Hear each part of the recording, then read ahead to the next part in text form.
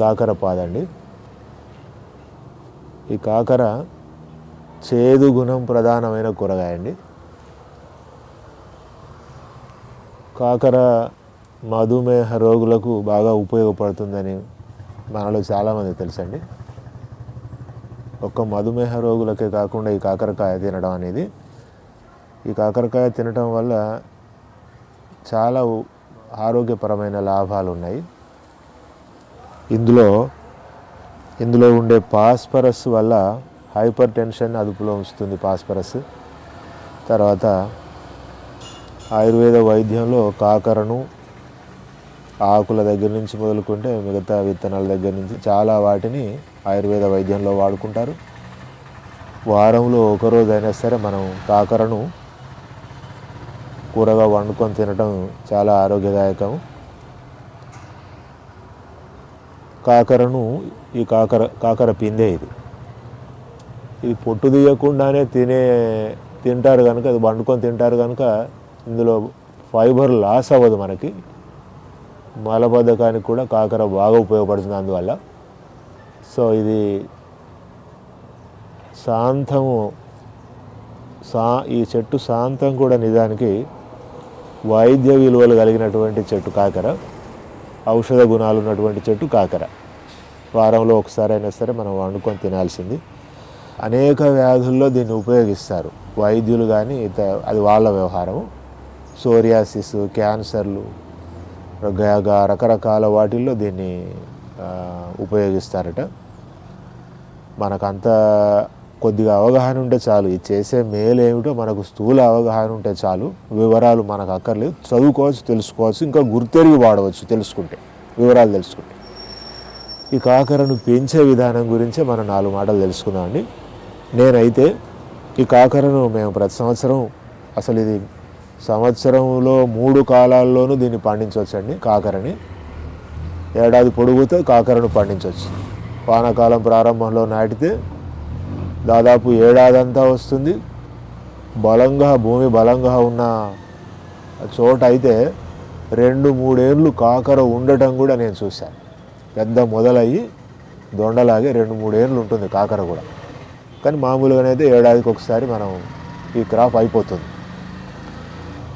So ఈ కాకర మేమైతే ప్రస్తుతానికైతే ఈ వాటర్ కూలర్ అడుగు భాగంలోనే నాటాను నేను. సో ఇలాగ 4 వైపులా 4 గింజలు కాకరను కూడా మనం విత్తనాలు నాటుకోవాల్సిందేనండి. వ్యవసాయ షాపుల్లో విత్తనాలు దొరుకుతాయి, లేదా దేశీయ కాకర విత్తనాలు కూడా మనం సేకరించుకోవాలి వానాకాలం ప్రారంభంలోనే.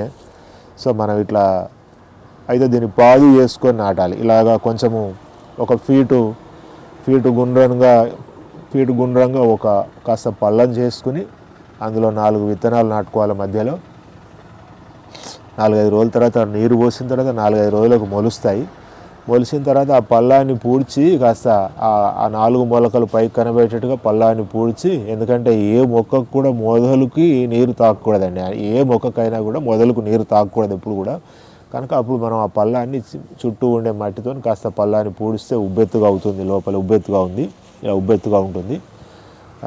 ఉబ్బెత్తుగా ఉండటం వల్ల చెట్టు మొదలుకి నీరు ఆనకుండా ఆరోగ్యంగా ఉంటుంది, దానికి బాగుంటుందండి.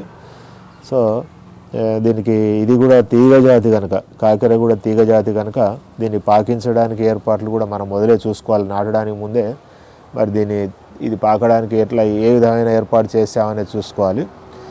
రూఫ్ గార్డెన్లో అయితే ఇలా చుట్టూ ఇప్పుడు పారాపిట్ వాళ్ళు చుట్టేసుకునే నిలువు పందిళ్ళ వైపు ఇట్లా సైడ్స్కి నాటుకుంటే నిలువు పందిరి వారుతుంది. నాకు అటు అవకాశం ఇప్పుడు ఖాళీ లేక నేను ఇప్పుడు మధ్యలో ఇక్కడ కూడా నాటానండి. సో నాటడం వల్ల దీనిలో ఈ డబ్బాలోనే 4 వైపులా 4 కర్రలు పాతి దీన్ని పాకడానికి ఇట్లా ఏర్పాటు చేశారండి. సో ఇంకా అవసరం పడితే ఆ కరివేప చెట్టుకు కూడా పాకుతున్నాయండి. ఇట్లా మనం పెద్ద చెట్లకు కూడా కాస్త అవకాశం ఉంటే పాకించవచ్చు. ఆ కరివేప చెట్టుకు కూడా వెళుతుంది, 1-2 తీగలు అటు అందుకున్నాయి. సో దానికి కూడా పారుతుంది. సో ఈ కాకర కూడా నిజానికి ఇవి కొన్ని అక్కడక్కడ మనం ముదిరి పండు వాడితే ఆ విత్తనాలు పడితే తిరిగి అవి మొలుస్తాయి.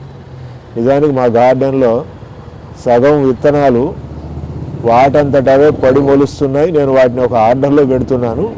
ఇందులో కూడా నిజానికి దానంతట అదే మొలవటం వల్ల నేను దీనికి ఈ విధంగా ఏర్పాటు చేశాను. ఇవి విత్తనాలు పెట్టడమే కానీ తిరిగి మొక్కలు పీకి నాటడం అనేది దీంట్లో ఉండదు. అంటే వేళ్ళు ఊనుకునే శాతం తక్కువ ఉంటుంది పీకి పెడితే. సో కనుక విత్తనాలు నాటుకోవటమే.